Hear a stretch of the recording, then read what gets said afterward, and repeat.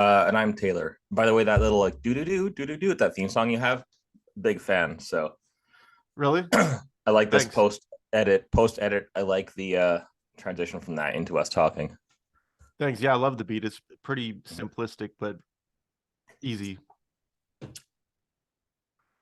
So today we wanted to do a Q&A for our listeners and viewers, and we got a good list of questions, surprisingly. And the first question we'll start off with is, we kind of covered it in the first episode, but I've been getting the question more and more lately, like, how did you get involved selling murderabilia? So we could go over that, real quick, Sure. just to, I guess we could gloss over it real quick. But um, how I got started in selling murderabilia, actually collecting murderabilia. My dad is a former police officer, and my stepmom was a records department clerk and a 911 dispatcher.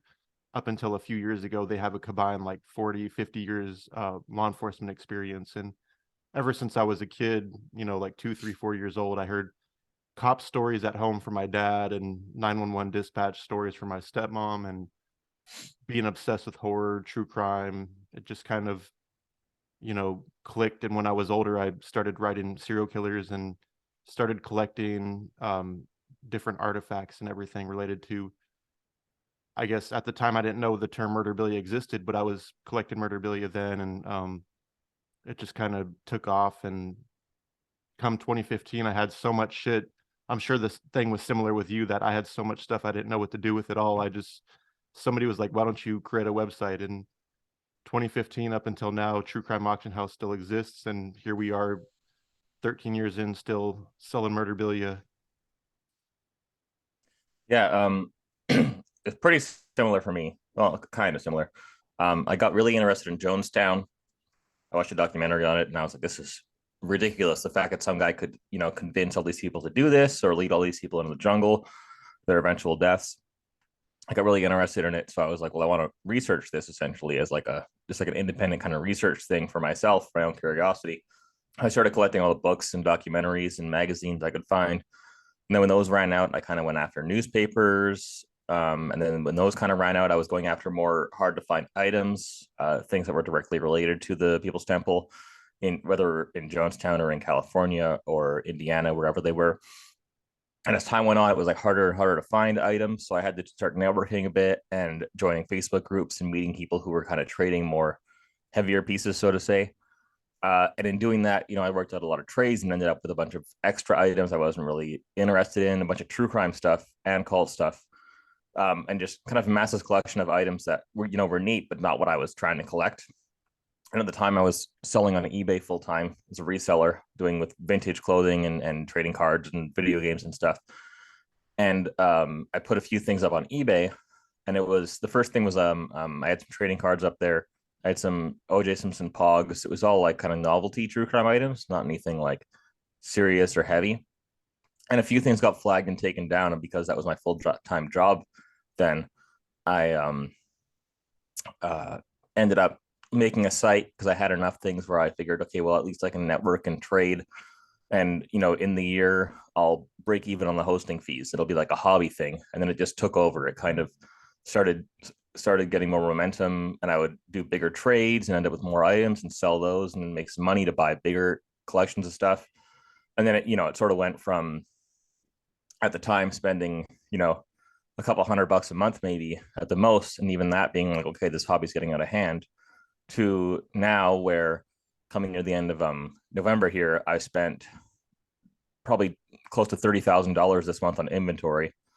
Um, and and yeah, that's like a pretty standard, as of the past 6 months or so. That's a pretty standard operating month for me doing this. So it definitely just kind of got ahead of itself, in the similar way to you, and now this is what it is, what I do now. I don't have time for anything else.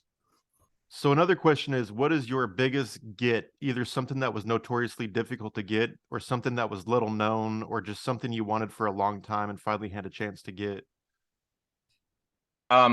Well, I think kind of pretty obviously, and it's sort of the boring answer at this point, but it's the Jeffrey Dahmer stuff that I have, the collection of Dahmer items.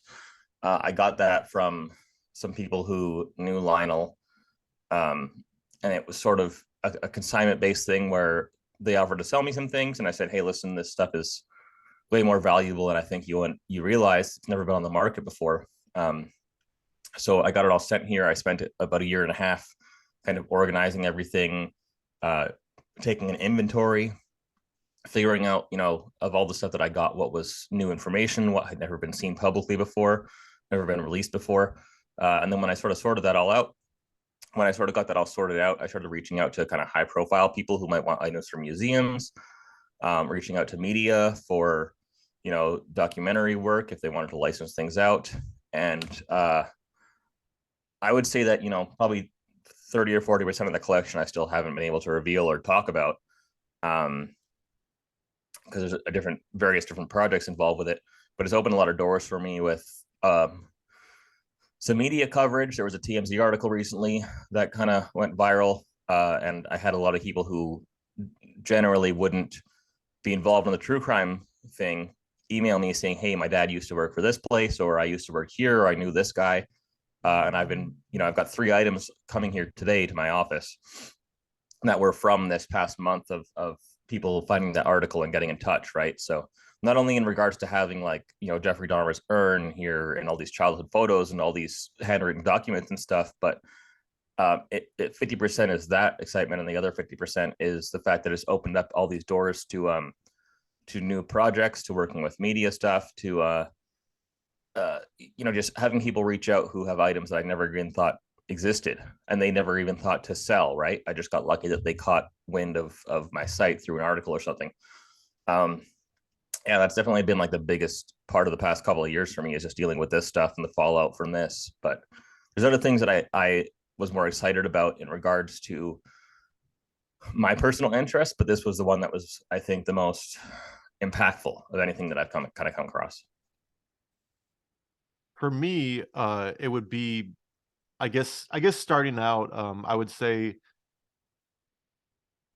either Connor Betts. It was like some handwritten pages from a notebook in August 2019. I don't know if you remember this mass shooting, but at Dayton, Ohio, at a bar, this kid, he shot up, I don't know, like a dozen or so people, and within like 90 seconds, the cops shot and killed him.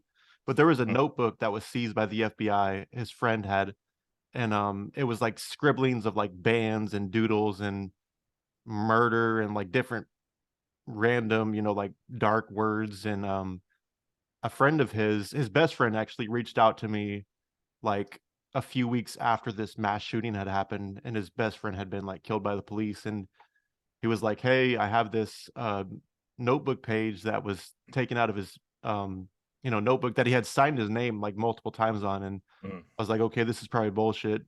It was one of those holy grails because the dude was dead. There was literally nothing out there from Connor Betts. Mm-hmm. And it's one of those, I guess, obscure cases that after the mass shooting happens. It's like, it's just another mass shooting in America's statistics, really. But that was the biggest get for me at the time because the dude was dead. It was a Mm-hmm. high profile case, and the FBI literally has everything else of this kid's writings, and this just happened to, you know, not make it in their collection, so to speak. Mm-hmm. Yeah, I've had a lot of people ask out about um I've seen it on your site. I've always wondered the story behind that, so it's interesting to hear it. um I get people asking all the time about Stephen, the Vegas shooter. What was his name again? Stephen something, I think. Um, God, what was his Oh name? god, it's gonna bother me. I gotta look it up now because it's really gonna bother me. uh Stephen Paddock. Paddock. There you go. Yeah, people have asked me about stuff from him, and then the other one, people have asked me about Adam Lanza like nonstop. And I honestly don't even know if I would touch Adam Lanza items because it's such a touchy thing, and there's so many legal things involved with it. But it's, yeah, when it comes to that shooting specifically, getting one of those little pieces of like this small little case, well, not a small case, but a lesser known case, that where there's nothing out there. I always like that the most, when you can find something that no one's ever had before. At that kind of, to branch off from that a little bit, to get that for $50. I mean, I've got a lot of deals on certain things where people will email me and say, hey, I'm only asking this much. And I'll always try and be fair on it, right? Offer a little more if I think it's worth a little more. But a lot of times when people have sent me things for really cheap or even for free, I just got a copy of Jim Jones' yearbook for free. which is really cool because I used to have one and I ended up selling it to a museum, so it's on display now. But somebody sent me this other one as a gift, like, oh, I think what you're doing is cool, no problem. Like, don't even worry about it. I got the shipping covered. Um, so it kind of, we're in fortunate circumstances when it comes to this kind of stuff that people can just reach out and find us. I think 20 years ago it would have been a lot harder, um, if somebody was looking to sell something or to just give something away or trade something, to track people down. And when it comes to people who aren't really involved in the true crime stuff or don't really know about this world, back then it was even way more obscure, whereas now I'll get 5, 10, 15 people a month contacting me who didn't understand there was any value to what they had, just being like, hey, I've got this thing, are you interested? And it's a very fortunate time to be. I think it's a combination of true crime being a little more popular, but mainly people, it being easier to ship things and to be connected to people and to transfer money online. It's very beneficial to what we do for sure. Right. Another question is, are there any murderers whose items you personally would deem off limits, whether that be due to their crime or them as a person? And you can go ahead and go first because I'll have to rack my brain over that one. Yeah, I mean, I try not to do that. I heard an interview with somebody ages ago who was kind of saying like, I can't really cut off one kind of crime because then I got to cut them all off, right? Like if I decided, okay, it's too far for me to sell items from people who killed kids, then I had to, I can't sell items from Bundy, from Gacy, from Ramirez, from Dahmer, from the big names, right? The biggest cases out there, and then I'm not going to be able to really build a business based on, a lot of these smaller guys. And then there's people where it's like I've faced criticism because I had some Chris Watts items, and then when the Netflix series about Chris Watts came out, people were like, or Christopher Watts, people were like, "Oh, it's terrible. He killed kids. How dare you?" But at the same time, I was selling Gacy paintings and I was selling Columbine items and stuff. So it's kind of difficult to be subjective on any kind of scale, um, just because limiting one thing limits everything. I think it would be more disrespectful to pick and choose. This crime is worse than the other than to just take all of it. I don't deal in World War II stuff, German World War II stuff, so to say. I know some people do as like a little adjacent thing on true crime stuff. I don't personally, and people can do what they want. It's just that's the thing that I don't deal in because, there's also obviously extra controversy with that, and also there's legalities and a lot of different issues that come with that. So it's like the one thing where I don't want to bother taking that on because it's a lot of headache. And it's a different kind of evil and hatred involved in that. But when it comes to specific cases, I mean, anything to do with Adam Lanza or Sandy Hook, that's one where, um, not only is there a lot of like legal repercussions from that stuff, but I would have to be reaching out to some people who do not want to be reached out to about finding any kind of items, if there is anything out there. And I've had times when I've talked to people who were victims of crimes or family members of victims, and they've had things and they've sold me things or been interested in having a dialogue at least. And that one is one where I wouldn't want to be involved in that because it's just a little too dark. Um, but it's not something that I'm actively going after, so I'm never gonna just fall across it. But yeah, that's kind of my thoughts on it. I exclude um, can't really exclude anything. Otherwise, I had to kind of exclude everything. Yeah, I'm kind of the same way, but I will exclude anything when it comes to like victims or anything like that because I've been offered things in the past, like say a autograph from a murder victim or this or that. It's one thing to sell something from somebody that's hacked up woman or kids, but it's another to I guess make money off of somebody that literally died at the hands of like a serial killer or rapist or what have you. Yeah, That's where I draw the line myself. yeah, and even for that, I mean, that makes sense. I probably wouldn't want to deal with those sort of things, but there, I mean, I think there's certain exceptions to every rule, right? Like there's my buddy Jonathan Doe, who I think he put out a documentary on his film label, Future Productions, called Michael Murderabilia Memoriam. It's kind of hard to pronounce, but and this guy, it's just kind of a documentary about some guy's personal collection of items and stuff. And he has a signature from Lizzie Borden's father, like a document signed by him. And I think that kind of almost almost transfers into historical territory, right? Whereas somebody who, was in a recent mass shooting and something that belonged to them, that's a little different than something from, hundreds of years ago like that. So I think there are, certain exceptions to every rule, but I definitely agree with that being a more touchy kind of topic. Right. So, what seems to be the most sought after memorabilia in the whole world of murderabilia? Uh, I mean, it's hard to say without being biased, but I think Dahmer to an extent. Even before this Netflix series came out, not the documentary, sorry, the Evan Peters series. Even before that, it was sort of the white whale, like the Dahmer letters that are in circulation have been in circulation forever. He was in prison for 2 years. He barely wrote anybody. Nothing from the apartment was ever sold. Nothing from the family was ever sold. It was just those handful of letters that people were lucky enough to get.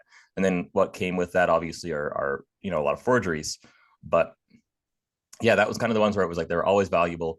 It was a huge crime with barely anything out there. He's one of the biggest names in true crime. And yeah, there just wasn't anything for the longest time aside from that small amount of letters that he wrote within a 2 year period. Uh, and from my perspective, at least, it was the thing that I got asked about the most. Like I used to sell Ambrosia Chocolate Factory wrappers um, for a good amount of money. Any kind of press photos to do with him, magazines, all of those kind of true crime adjacent items. I would sell those very successfully. And obviously, I've had success with the Dahmer stuff that I have now. But it was sort of the one where, with Eileen Wuornos, for instance, right? Like we had Dawn Botkins as this contact who had all this stuff, and she would sell these things, and they would be on the market, and people knew where to go to get authentic stuff. With Ramirez, there were similar people. With Manson, there's a bunch of people like that, but he was the one that I could never find basically anything for the longest time until um, this collection. But that's I think it just kind of comes down to it's always the big names. It's Bundy, Gacy, and Ramirez, and then probably Jonestown are the top four, and then Columbine, maybe the top five things that I see the most interest in. Not necessarily selling the most all the time, but the people seem to be looking for items the most. And oftentimes that's people being like, "Hey, I've got $100. I want to get a Ted Bundy signature," and it's like, well, it's not really how the market works for this stuff, but it seems to be what I'm reached out about the most for those cases. Right. Yeah, I'd agree with that, Dahmer, and I'd feel like John Wayne Gacy, any type of paintings, Pogo the Clown, the stereotypical like you're not a collector if you don't have a Gacy painting hanging on your wall. Mhm. Um, so this next question is pretty interesting. Have you ever had any victims' families contact you over a specific piece you've obtained for any reason, whether that be buying or selling it? Um, Not really. Uh, my only real experience communicating with anybody kind of involved in a crime was with uh, Carly Rowan Richards, who was shot by James Holmes at the Dark Knight screening. She'd been shot, had some buckshot inside of her, she survived obviously, had it removed, and then ended up selling the buckshot pellets on the internet that were removed. Then it kind of became this news story, and then maybe about a year ago, she got in touch with me and said, "Hey, I've still got a couple of little things here for sale, and I'm curious if you're interested in any of this stuff." And we sort of became friends, and I've done a few interviews. I've put her in touch with a few other people who've done interviews with her, and she's kind of somebody who's happy to be vocal and talk about what happened to her and her experience, and then the after effect and the fallout, and even the kind of controversy from her selling her own items, right? Let alone somebody else selling things on her behalf. Um, but when it comes to like I've had people email me saying, shame on you, this money should be going to the victims' families, or this money should be going to so and so, but it's people being offended or upset on somebody else's behalf. And I don't know how those direct people would feel about it. um I'm sure some people wouldn't be happy about it, but like I've kind of said before, that I would never try and advocate or fight against that or argue that, it's okay that I do this or anything. I'm doing what I enjoy as a hobby and trying not to cross paths with somebody who would be upset by it, and just trying to, I'm not trying to fight or argue or advocate for anything. I'm just trying to keep my head down and not offend or upset too many people. Right. I've never had any victims' family members get upset over murderabilia that I've been selling, but Tommy Silverstein, I don't know if you know the name, he was a high up in the Aryan Brotherhood. He was one of the like longest serving solitary confinement prisoners like in federal prison. A few days after he passed away, I put up a bunch of stuff for his for sale on my website, and his brother contacted me of all people and was like, "You Mm-hmm. need to take this down. If you don't take this down, I'm going to sue you and take you to court." Blah blah blah. And it was like a maybe a $75 letter or whatever, and I Mm-hmm. ignored him. Then a few days later, I got another angry email stating, "If you don't comply, I'm going to sue you." And after that, I never really heard anything from him, and obviously, I never took the stuff down. But if it were a victim's family member, then I might possibly, consider taking it down. But For sure. Um, it's interesting when it comes to that kind of stuff too, because I've heard that before, like you should be sued or this kind of thing, and it's like, well, it's this is we're selling our own property, right? Like if I were to go, I've made this comparison before, but if I were to go to a garage sale and buy a bunch of Nike shoes and then put them on eBay and resell them for a profit, um, I've had people who come after me as if I'm a scumbag for for buying these things at a garage sale and flipping it just to make a profit. It's like, well, the people at the garage sale, they got the money they wanted out of it. It's not like I went there and lowball people and forced them to sell their items for too cheap. I paid what they were asking, and then I'm reselling it. It becomes my property, and I can do with it what I want. And I also don't have to pay royalties to Nike for selling their product. It's not like they're still making money on the item after the fact. It's if I have, for instance, this magazine, right, Stoner magazine. If I bought this on a news rack and kept it in storage for 10 years and then sold it online later and made a profit, um, that profit isn't subject to money going to the families. People magazine didn't pay the families. There's all these different levels of where the money comes from and goes, where at the end of the day, it's my property that I'm choosing to sell. The same thing with anything in my collection or inventory. It's things that I've paid for and bought, and then I'm selling. And people will come after me sometimes saying this money should go here. You shouldn't be able to make money. But I also had to pay somebody else for the item to get to me, and they maybe paid somebody else to get it from them. And there's steps and steps and steps involved where it becomes so convoluted that it doesn't really, you don't have this kind of royalty payout for these sort of items in the same way you don't have any royalty payouts for any physical possessions at all. When you sell your car used, you don't have to pay the dealership a fee because you sold it again and made a profit. And then the person that buys it doesn't have to pay the dealership a fee for the licensing of the car brand. It just doesn't work that way. I understand people's moral standpoint to an extent, but the moral and the financial things don't go hand in hand. It's not a direct um, correlation. um, so I guess we've gone over this a little bit already. But is there anything that you wouldn't collect or sell? Yeah, well, I mean, the World War II stuff, but that I guess that kind of in the same way that it's offensive to me, it's also dilutes my brand a bit, right? Because I do cult stuff first and then true crime, and then I like dip my toes into counterculture stuff a little bit, or oddities, some paranormal things. I've had items from Ed and Lorraine Warren. I've had stuff from Gigi Allen and Tiny Tim and uh Anton LaVey and all these sort of counterculture figures, and like Chris Chan for that matter, for a long time before it was counterculture, before it was a crime thing. But yeah, it's all things that cross over a little bit. But at a certain point, if I go too far with it, it dilutes the brand a bit, where it becomes, okay, I'm just selling weird things. I might as well run an oddities store, and that's a different kind of world and a different sort of brand than what I deal in. Um, I get contacted a lot with people who have, like, two of the most common things actually are either September 11th newspapers or Princess Diana magazines and newspapers. And both of those things for me, it's like, well, I understand these are tragedies and stuff, but they've almost become more a part of history, that the historical side of things, than the true crime side of things. Like natural disasters is a little weird of a thing. Anything to do with that's become kind of more of a popular culture thing. as opposed to a true crime related case. I try and avoid just so it's not yeah, so it's not like kind of diluting the brand, so it's more just weird stuff or dark stuff. I try and stick to just the cults and crime for the most part. Um, but yeah, that's kind of a different reasoning, I think, for as a what that person's asking is that um, it's not necessarily about something being too messed up or too dark or too whatever. It's just not necessarily on brand. Right. And again, for me, it's I wouldn't collect or sell anything related to like victims. Say like I've seen these pieces of like the BTK, child victims that are signed and Mm-hmm. displayed, whatever. Like that's not really my thing, but at the same time, I'm not going to knock somebody for collecting something because I at the end of the day, people like you and I can't really judge somebody for what No, they're of course not. doing. So Yeah, I would never. And I mean, touching on that a little bit too. I think that I've got a good reputation in this industry of stuff.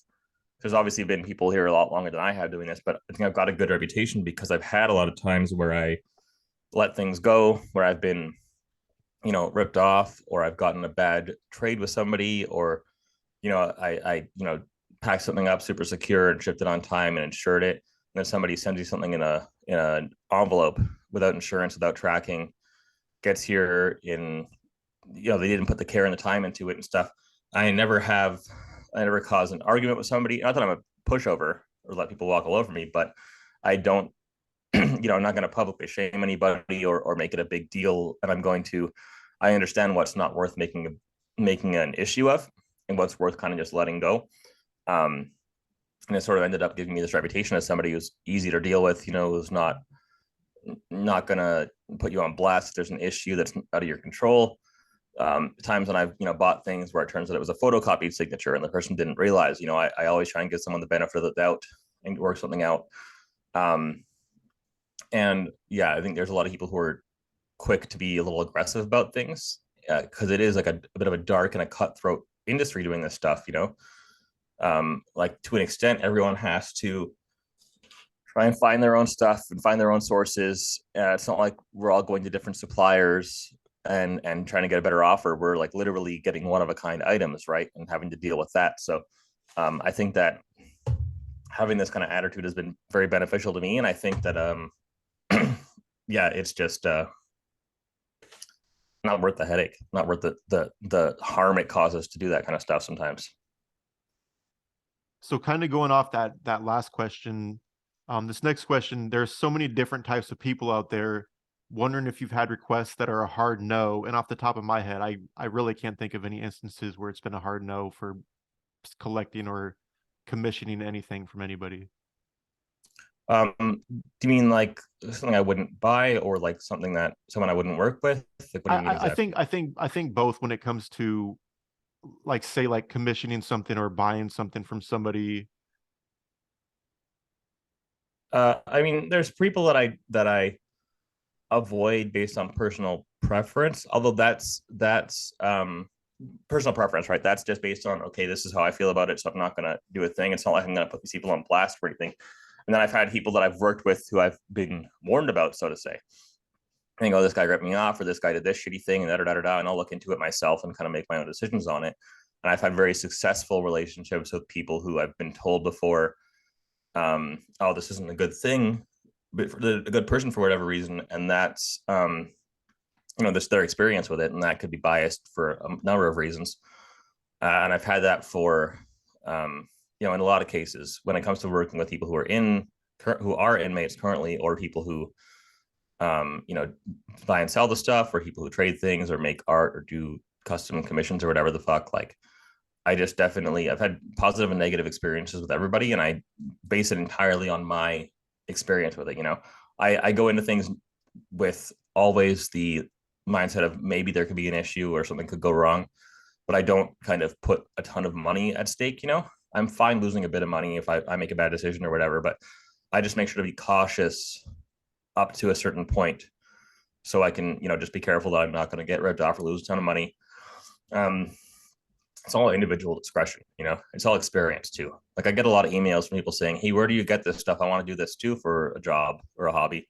And it's like, well, I've gotten this because I've built contacts over 5 years of meeting with people and reading books and finding names and doing research and stuff. And I'm not just going to give away, oh yeah, well I read this book and then found this name, and then I emailed that person and then got in touch with a friend of theirs who now owns their stuff, and then they sold it to me. Like, you got to figure that out for yourself, and it's a double-edged sort of, you have to learn how to protect yourself when you're buying this kind of stuff and spending this kind of money, and you have to be willing to put the time in to get the stuff. The reason that anybody buys anything from my site is because they don't necessarily have 100 hours to do the work to find some of this stuff, so they're willing to pay a little more than I pay for it, and that's how my whole business operates, right?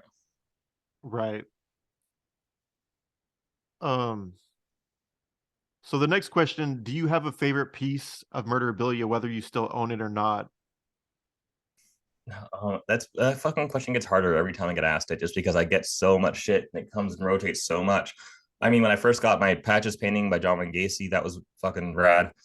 Um, the first few responses I got from inmates, there were some pretty high profile names when I was writing people myself, and I don't sell my personal letters, but these are just ones that I got back as responses. That was super exciting. Whenever a big name would reply back to me, or a case that I was really interested in, or I knew they were hard to write to. I had an Om Shinrikyo wanted poster that I found that was from a subway station in Tokyo, that I sold a long time ago. That was super cool. Um, there's it's hard to pick one thing specifically. The kind of Dahmer collection as a whole was really interesting. um I got some Israel Keys contracting invoices a while ago. That was a really cool thing too. There's just a lot of stuff where it changes constantly, and it's all like, no matter what. One big thing in this that I've always found is that at first I would keep one item from every case.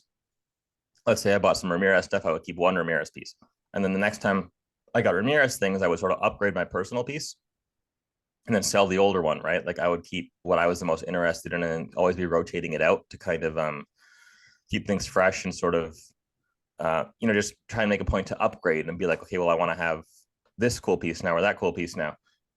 So I sort of, over the years, like, no matter what I sell or get rid of or trade away, I always find something as equal or cooler to that item.